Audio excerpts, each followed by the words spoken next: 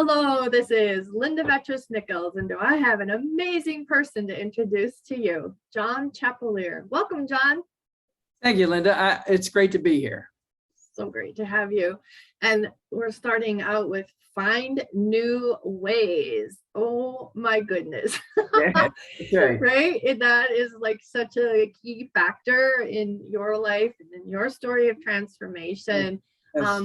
So like, when do you feel like was the first time, like in your life even, that you found a new way? Like, I know with your father's business, this whole stationery and stuff like that, like you found a new way. There were different times in business when you found a new way. How about in your whole life?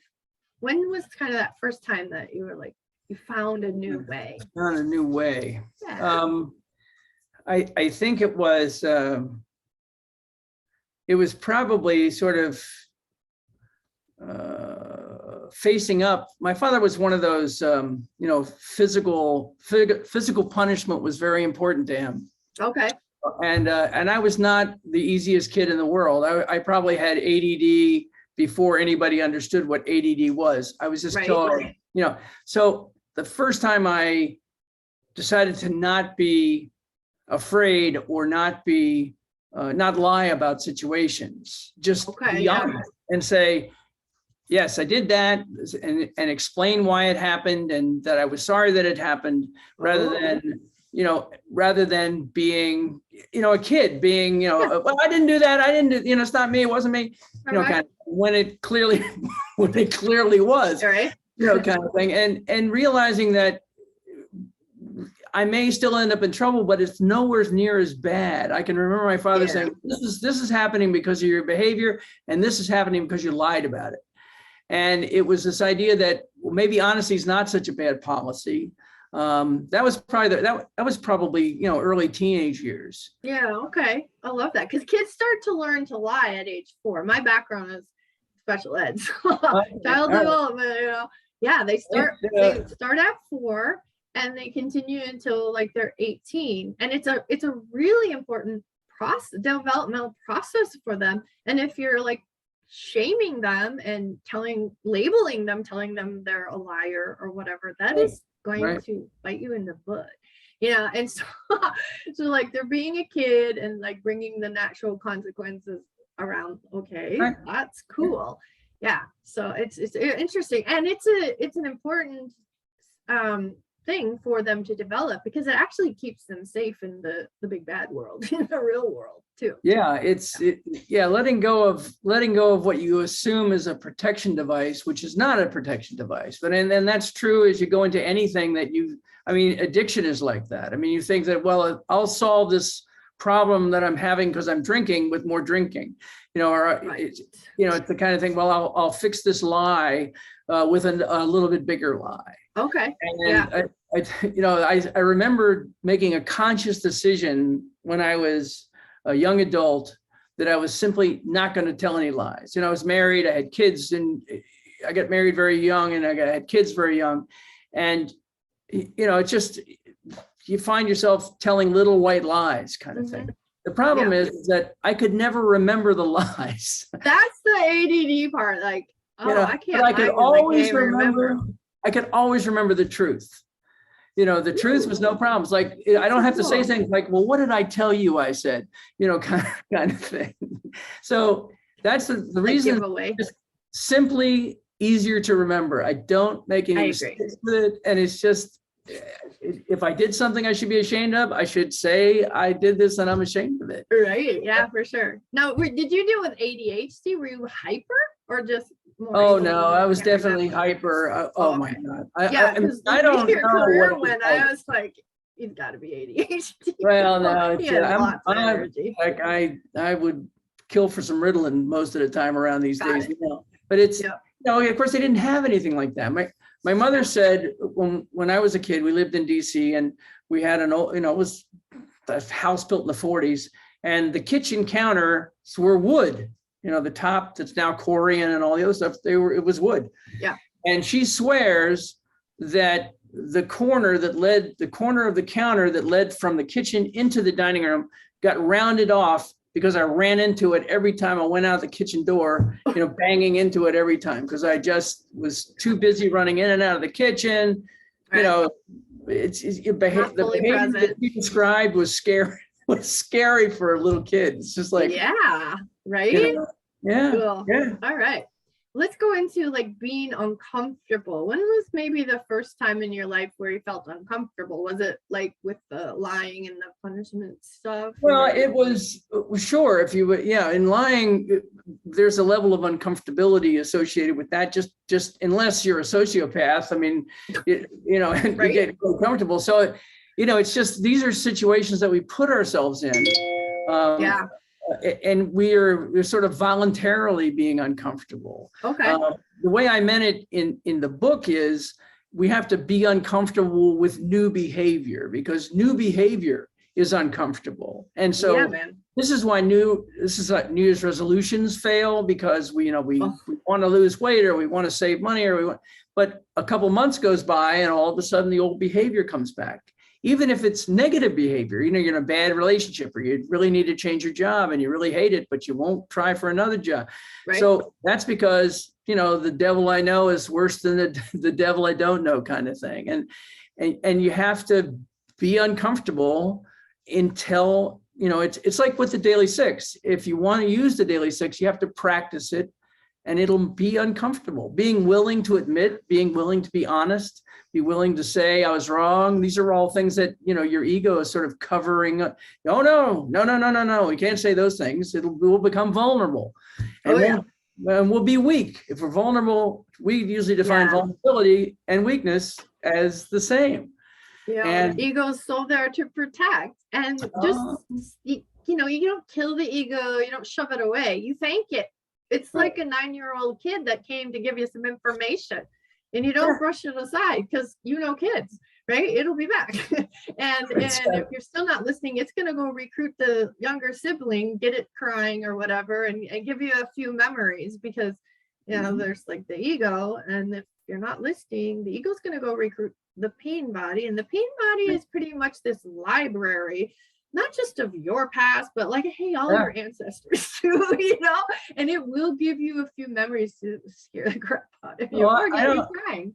I agree. Thank the ego. That's big, right? Yeah, we become comfortable with this wrong behavior.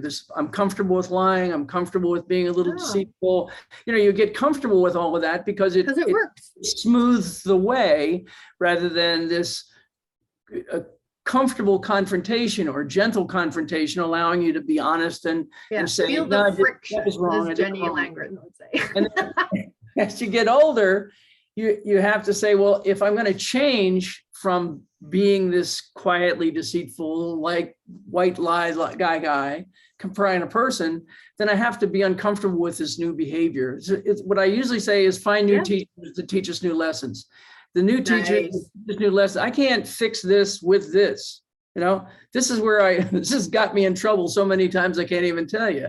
So, I say I have a big enough forehead now. I should have seemed like a good idea at the time tattooed on my forehead because this was like, why would you do that? It was it seemed like a good idea at the time. Right, it's such a teenage brain, right? And for a little kid, I don't know.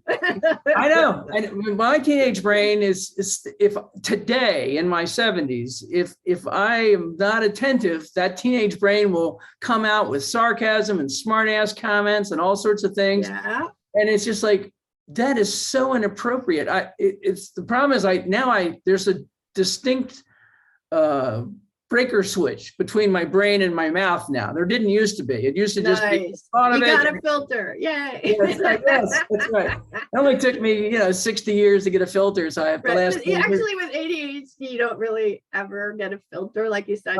You got a breaker switch. Yes, that's right. It's not like it doesn't pop up into my head. It just doesn't come out of my mouth as much anymore. Right. So.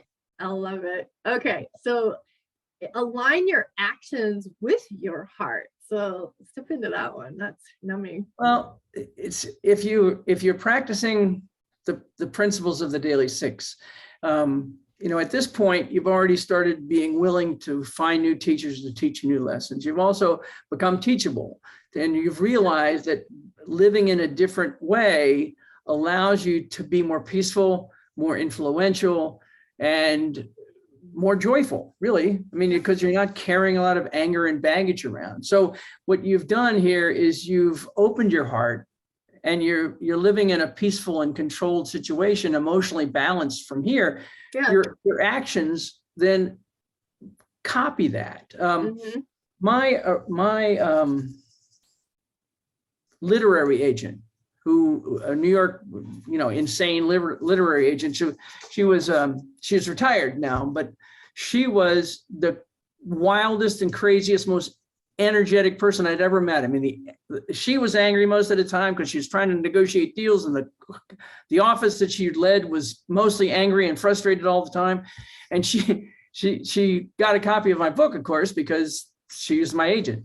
So she got a copy of the book. She read the book, and she came back to me and she said, I really like this book. This is great. I definitely want to represent you, and I definitely want to get it published. I know this is be really good. She said, I started using some of the principles in the book just for myself, and the office started getting calmer. It's like, I was going to ask you, like, what does that look like at home? What does it look like at work? So perfect. Exactly. So it's just like, we are the rocks in our own ponds. We have a pond, and we are the rock that we drop into that pond every day. And those ripples go out. Are they positive ripples or negative ripples? They go out with the same strength. And that's where if your heart is in a good place, and you're peaceful and you're comfortable and you're learning new lessons that are teaching you how to behave, then your actions become the same. They become peaceful and joyful. It's very hard to have a hard and angry heart and a peaceful behavior. You can't fake it. This idea, you just have to align yourself, and it takes time. It takes a little practice. Yeah, absolutely.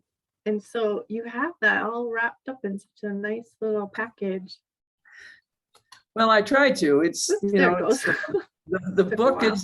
The book is just, it was written originally just as a guide for me, not to jump off a building, kind of thing. And it was, how do you take this crazy AAA, energetic, success-focused, hubrisly driven guy and turn him into a reasonable person?